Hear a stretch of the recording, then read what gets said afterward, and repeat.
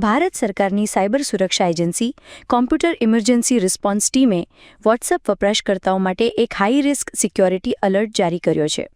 એજન્સીએ જણાવ્યું છે કે વોટ્સએપના iOS અને macOS વર્ઝનમાં એક ગંભીર ખામી જોવા મળી છે. આ ખામી લિંક્ડ ડિવાઇસ હેન્ડલિંગ સાથે સંબંધિત છે. રિપોર્ટ અનુસાર, જો કોઈ અટેકર આ નબળાઈનો ઉપયોગ કરે છે તો તે નકલી લિંક્સ પર ક્લિક કરાવીને વપરાશકર્તાઓની ખાનગી ચેટ્સ અને સંવેદનશીલ ડેટા સુધી પહોંચ મેળવી શકે છે. તો ચાલો જાણીએ કયા વર્ઝન્સ પર થઈ શકે છે અસર. પહેલું છે વોટ્સએપ ફોર iOS 2.25.21.73 નો ઓલ્ડ વર્ઝન. બીજું છે વોટ્સએપ બિઝનેસ ફોર iOS નો 2.25.21.78 નો ઓલ્ડ વર્ઝન. ત્રીજું છે વોટ્સએપ ફોર મેકના 2.25.51.78 ના પહેલાંનું વર્ઝન.